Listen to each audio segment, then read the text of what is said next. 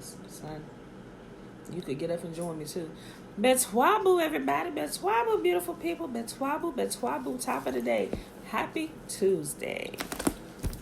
It is April the 21st, 2020. People still out here acting a fool in these streets about the COVID-19. Okay, y'all. Today we're in 2 Chronicles 12, 13, and 14. We're going to get started straight away here. 12, 13, and 14. Tiffany, Betwabu, Yaya, Betwabu. Oh, yeah, it's a real short reading today. Like, if I just started, like, right now and went to it, we'd be done in, like, 10 minutes. But if I don't really have anything to share today, Betwabu, Yaya. Except for looking at these protests and stuff out here in the streets, and they is going ham out here. Like, they really, I don't know, y'all. My heart is heavy. Why, Tiffany? Why? We need to chat. Or can you share it up here? But yeah, I guess you got people that still think it's a hoax or they're overhyping it. Some stuff, they could be overhyping it, but apparently they don't know. And even if they're not dying from COVID-19, I've seen some reports and stuff about everybody that's dying, no matter what they die of, on their death certificate, they're putting the cause of death, complications from COVID-19. They could be doing it. I don't know. I don't personally know any doctors or anybody that's doing that, but I hear reports. I've seen a couple documentaries and everything, but if I haven't really seen it with my own eyes, I can't really say for real. I don't know. All I know is what we know and the people who are actually dying in a hospital. You know, my sister is a nurse, so they're seeing it firsthand, right? COVID-19. Okay, so, but I don't know. I know that they opened up the beaches in Florida, and they had the cases jump up. It was like 1,400 cases in a day, but I think that comes from like the previous testing results that were reported that day, because that many people couldn't have been tested that same day and get results back that same day that the beaches opened. So that comes from results that they have from tests that they've taken days before. It just so happened that the day that the beaches opened, the results came in. So I guess some kind of headlines, they can be kind of misleading, but if you understand that they're not, they just started with the same day test, and the results that came back were not a part of the same day test that they get that day. You get what I'm saying? Yeah, I'm not sure, probably because people still don't believe. Yeah,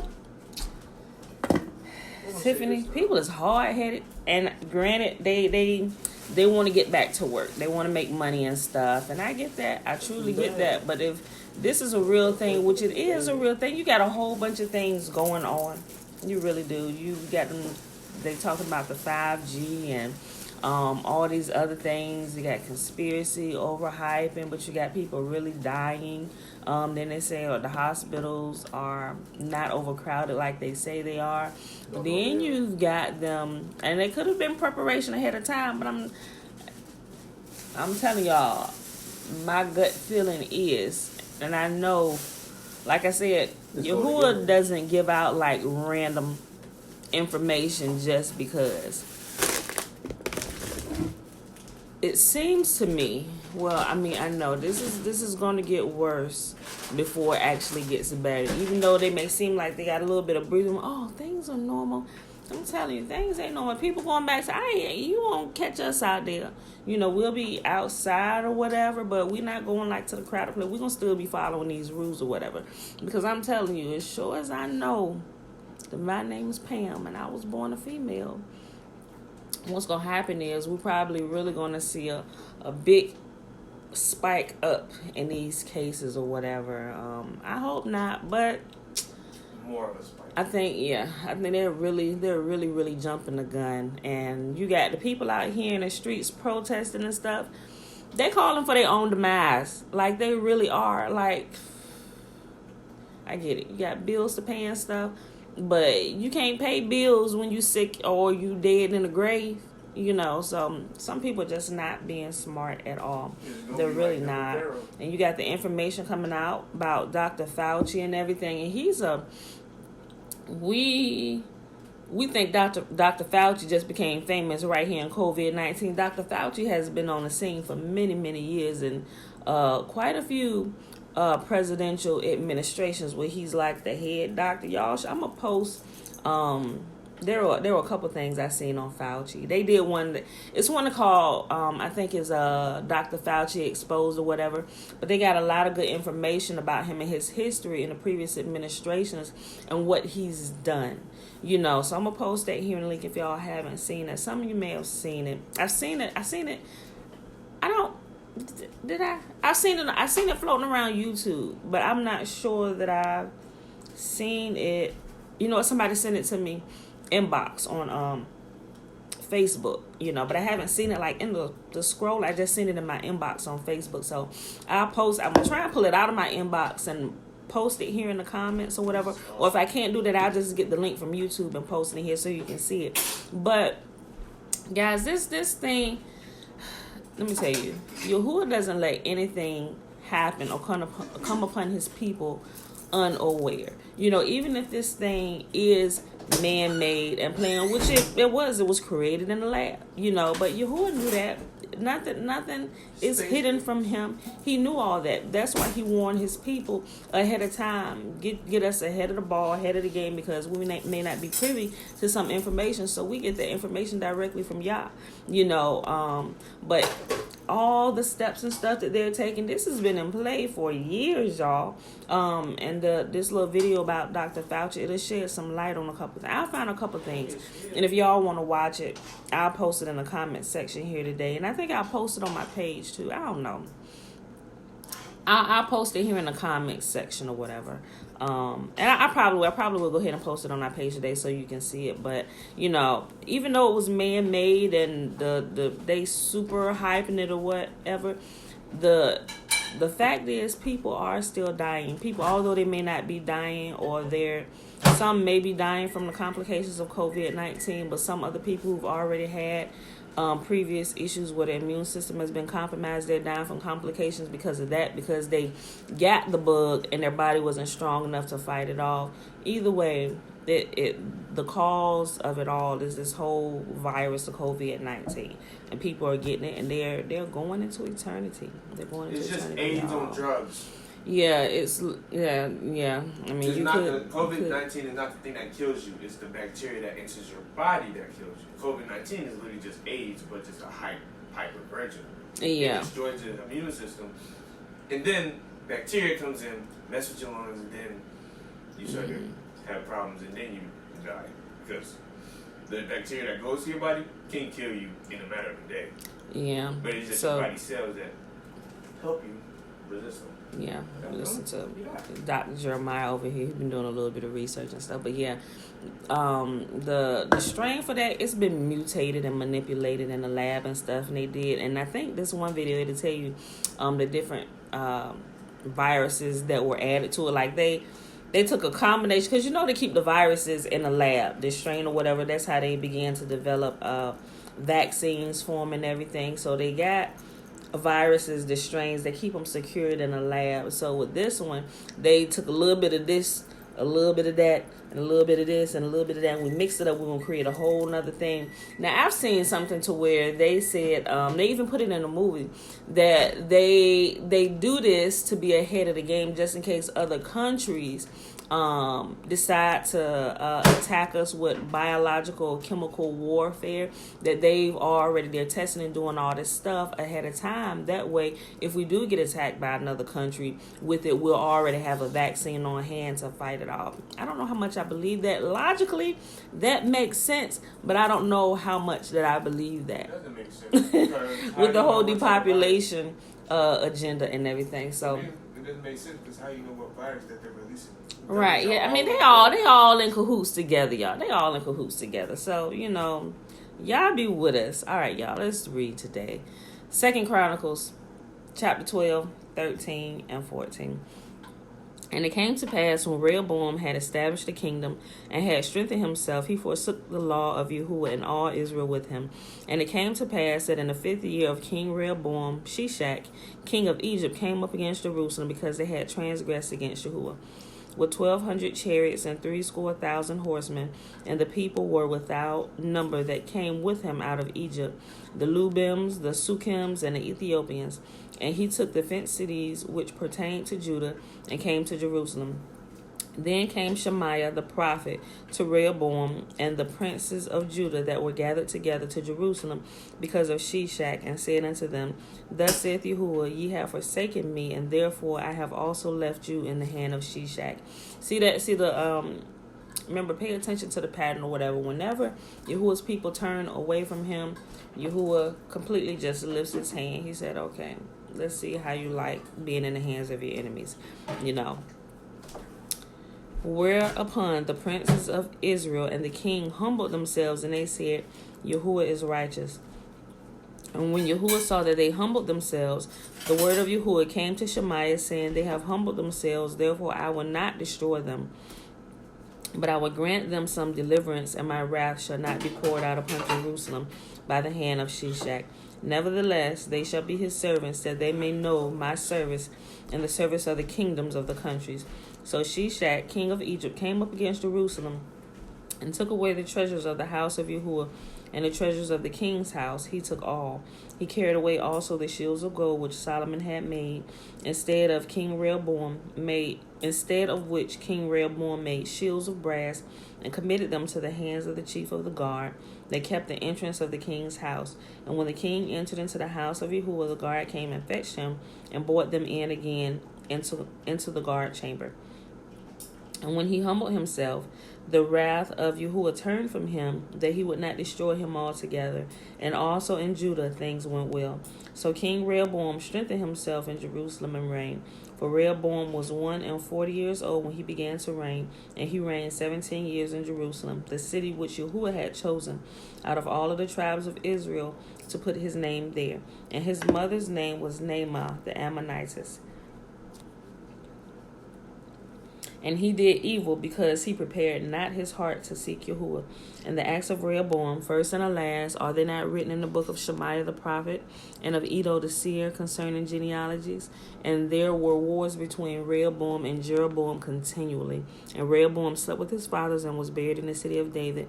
And Abijah, his son, reigned in his stead. I have not found these two books, and I've been looking for the book of Iddo the seer as well. But I haven't been able to find the book of Shemaiah the prophet or Iddo the seer. And I've been looking, especially for Iddo the seer, I've been looking for that for a few years. I have not been able to find it. 2 Chronicles chapter 13. Now in the 18th year of King Jeroboam began Abijah to reign over Judah. He reigned 3 years in Jerusalem. His mother's name also was Micaiah, the daughter of Uriel of Gibeah. And there was war between Abijah and Jeroboam. And Abijah set the battle in array with an army of valiant men to war, even 400,000 chosen men. Jeroboam also set the battle in array against him with 800,000 chosen men, being mighty men of valor. And Abijah stood up upon Mount Zemarim, which is in Mount Ephraim, and said, Hear me, thou Jeroboam and all Israel. Ought ye not to know that Yahuwah, the God of Israel, gave the kingdom over Israel to David forever, even to him and to his sons by a covenant of salt? Yet Jeroboam, the son of Nebat, the servant of Solomon, the son of David, is risen up and have rebelled against his Lord. And there are gathered unto him vain men, the children of Belial, and have strengthened themselves against Rehoboam the son of Solomon, when Rehoboam was young and tender-hearted and could not withstand them. And now ye think to withstand the kingdom of Yahuwah in the hand of the sons of David, and ye be a great multitude. And there are with you golden calves, which Jeroboam made you for gods. Have you not cast out the priests of Yahuwah, the sons of Aaron and the Levites, and have made you priests after the manner of the nations of other lands? So that whosoever cometh to consecrate himself with a young bullock and 7 rams, the same may be a priest of them that are no gods. But as for us, Yahuwah is our God, and we have not forsaken him. And the priests which minister unto Yahuwah are the sons of Aaron, and the Levites wait upon their business. And they burn unto Yahuwah every morning and every evening burnt sacrifices and sweet incense And the showbread also they set in order upon the pure table, and the candlestick of gold with the lamps thereof to burn every evening. For we keep the charge of Yahuwah our God, but ye have forsaken him. And behold, Yahuwah himself is with us for our captain, and his priests with sounding trumpets to cry alarm against you. O children of Israel, fight ye not against Yahuwah the God of your fathers, for ye shall not prosper. But Jeroboam caused an ambush to come about behind them, so that they were before Judah, and the ambush was behind them. And when Judah looked back, behold, the battle was before and behind, and they cried out to Yahuwah, and the priests sounded with the trumpets. Then the men of Judah gave a shout, and as the men of Judah shouted, it came to pass that Yahuwah smote Jeroboam and all Israel before Abijah and Judah. And the children of Israel fled before Judah, and Yahuwah delivered them into their hand. And Abijah and his people slew them with a great slaughter, so there fell down slain of Israel 500,000 chosen men. Thus the children of Israel were brought under at that time, and the children of Judah prevailed, because they relied upon Yahuwah, the God of their fathers. Now, if you don't realize that this is a family fight that's going on, the family done split. The kingdom was rent. Now they're fighting against one another. So when you hear the children of Israel and Judah, it's the same family, but it's just the 10 tribes against the 2. All right. And Yahuwah, since Israel, the 10 tribes had completely forsaken Yah and his covenant and his laws and his statutes and commands, and they created and set up priests of how they wanted to do things after their own hearts. Yahuwah had completely left them, and he was with Judah, the other 2 tribes, Benjamin and Judah, and also the Levites that also came and joined them. And Abijah pursued after Jeroboam and took cities from him, Bethel with the towns thereof, and Jeshanah with the towns thereof, and Ephraim with the towns thereof. Neither did Jeroboam recover strength again in the days of Abijah, and Yahuwah struck him, and he died. But Abijah waxed mighty, and married 14 wives, and begat 22 sons and 16 daughters. And the rest of the acts of Abijah, and his ways, and his sayings, are written in the story of the prophet Iddo. Last chapter for the day, y'all. 2 Chronicles chapter 14.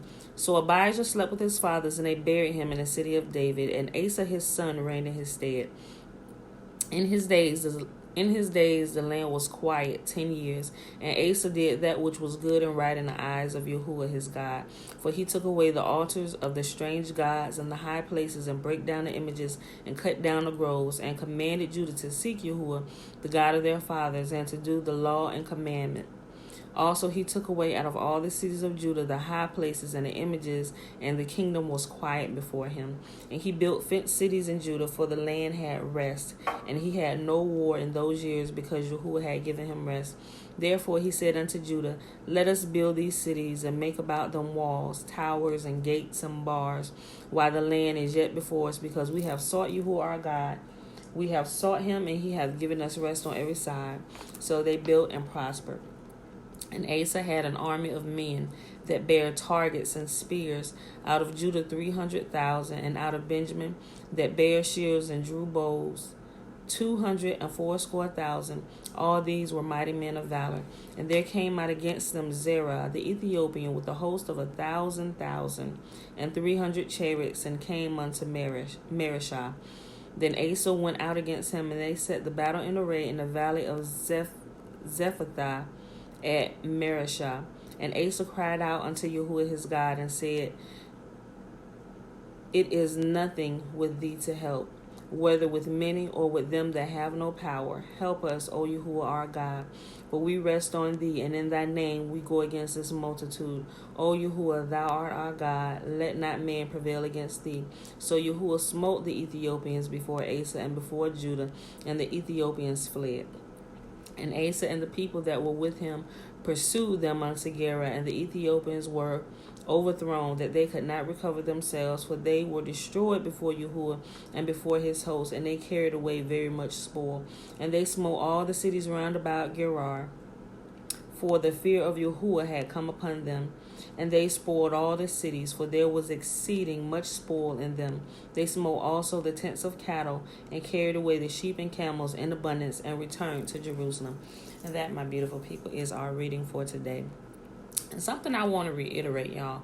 Like when you read through here, when you see how Yahuwah fights for those who keep his commands, it gives you strength and courage that when you know that you're walking according to his ways and not just by emotions and hearsay and things you haven't personally studied yourself, you have confidence knowing that he will answer you when you talk to him, or when you pray, or when you cry out to him, or when you get in a jam and it seems like it's going to be impossible. Just like here, they surrounded them. Even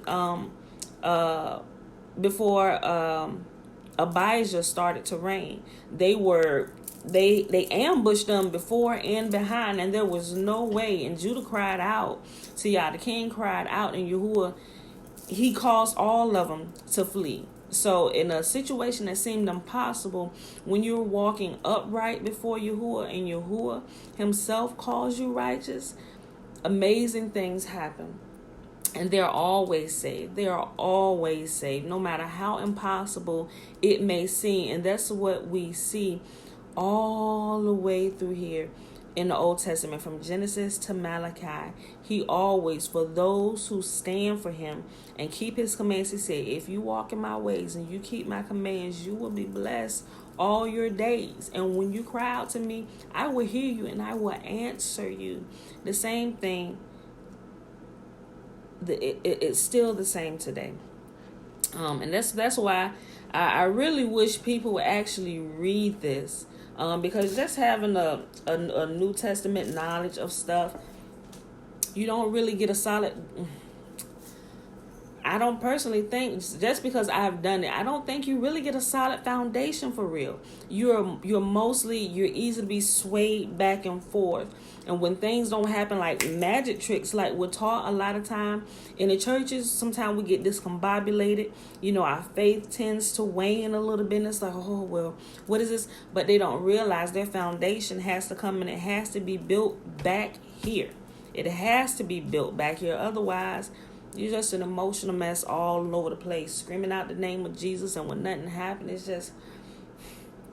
So it's, guys, you have to literally build a solid foundation in yourself where you're not swayed back and forth with your emotions and all over the place. You can be solid and you can be calm and you can make level-headed decisions, and knowing that when it seems impossible, you can cry out to Yah, you can quietly speak to him, but you will be level-headed and you will be firm, knowing that he's going to answer you because you are secured in him and you keep his commands. So you got the confidence to say, hey, Father, I don't know how this is going to work. I really don't.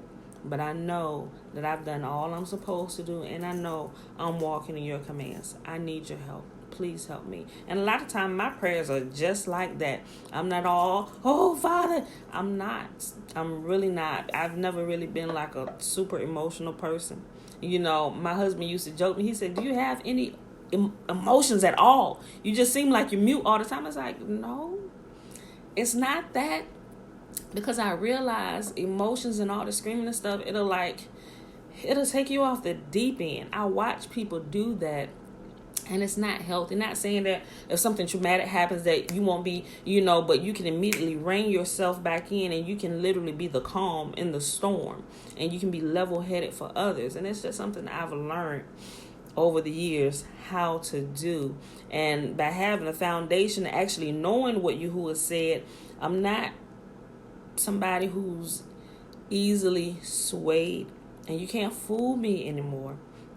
And if I think you're off just a little bit, I'm going to go check you out just to make sure you're not trying to pull the wool over my eyes, So I would encourage everybody to be that way. Even when you hear me say, so go check me, go check behind me. And if you think hey, let me know. Hey, sis, Pam, look, let's talk about this. I don't know that maybe I'm missing something, or maybe I could be missing something. Hey, but I'm telling you, be diligent, people. Do your own due diligence. Check behind people, because if you make a mistake, You pay for your own mistakes, even if somebody's laid you astray, and I'm no different. I would hope people would check behind me. I enjoy when people respond to the posts up there I put posts up there to kind of break people's religious state. Like, what is she talking about? But a lot of people, I realize, they'll just scroll and watch and they won't say anything. Some people I know, because they may reach out to my sister and ask a question, what Pam talking about here, and she'll come back and tell me,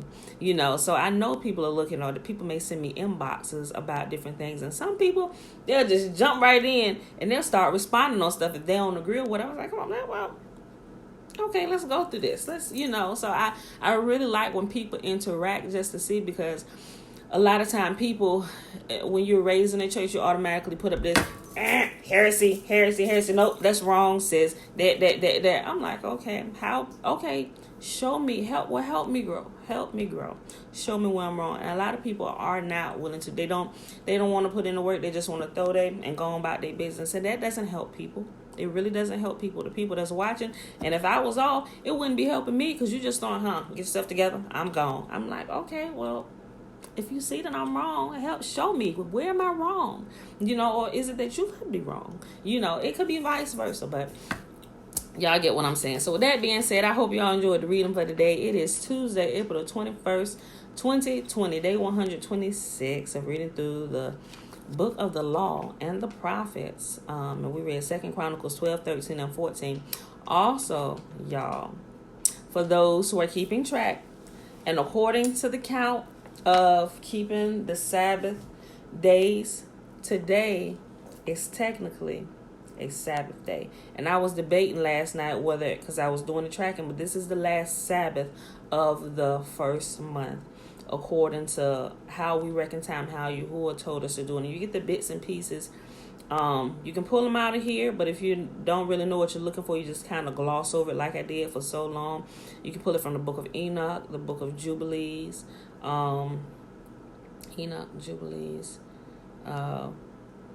through here, and when you and it's a couple more, but when you put it together and you do the count, and you with the actual observance of the moon and everything, you'll realize that every time there's a new moon, and I explained this yesterday, the day before yesterday, whatever day that the new moon falls on, the Sabbaths will fall on that very same day every single week for that month until the next new moon. So today is actually the last Sabbath of this first month, and we have a new moon on Thursday. New moons are feast days. They're treated like Sabbaths. So this Thursday, the new moon, and then we start the count. So next Thursday will be the first Sabbath of the month, and they'll all fall on Thursday until the next new moon. Then it actually skips a week for the third month, and the Sabbaths actually fall on Saturday. And so, because the new moon will be on a Saturday for the third month, if you kind of look ahead, and then all the Sabbaths for that month will fall on Saturday for that month. And then the next month, I actually think that's the month where it doesn't skip a week, but it goes to Sunday. I got to double check. Don't quote me.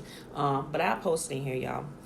All right, y'all. So, like I said, we'll eventually, but I want y'all to walk through this with me so y'all can see and y'all can observe while we look at the scriptures if you care. So, because there's a blessing with keeping the Sabbath. And Yahuwah talks about that, as time, and he calls it to happen because of all the hard-headedness of our ancestors, our people, whatever. They just started doing it religiously, and still in their hearts they were keeping the commands and breaking them at the same time. It's like, so it was like Yahuwah said, why are you even keeping my days if you're still holding the feast and everything, yet you're breaking all these other commands that I told you not to do. You still, all this stuff. They were being unjust. They were taking advantage of their people. It's crazy. He said, you know what? Stop it. Stop. He said, matter of fact, I'm going to cause you to forget them. I'm going to send you into captivity, and you're going to lose track of the days. And he even talks about, you can read in Jubilees, he said that our people would lose track, and we would begin celebrating the feast days on unclean days. And so they technically they wouldn't be recognized for real because you're doing them when he told you not to. So there are certain days they're set apart. And when you do them on those days, you'll realize the blessing that comes into your life. And granted, our hardest to do what's right. And so as we've been learning and adjusting, Yahuwah still blesses us and he kind of nudges us. Okay, go over here. Look, no, that's not quite right.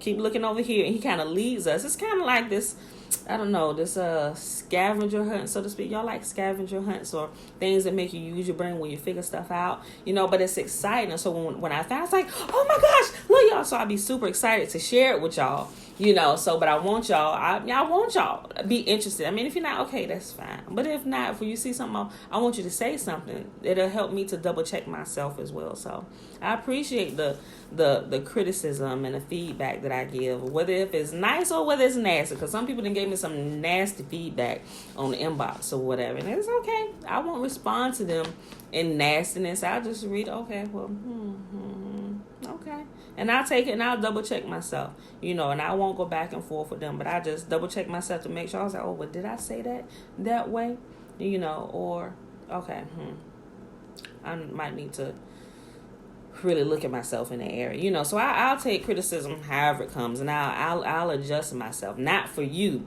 but if I am giving off a attitude like whatever that comes across in a wrong way to people, I want to adjust. I want to fix that about myself, because I don't want to be not that I care about what people think, but I want to make sure I'm presenting myself in a way that you're actually understanding what I'm actually conveying to you. Now, that I'm not giving you mixed messages. That's probably the best word for it. All right, y'all. So that being said, let's go to numbers. But I'll post that.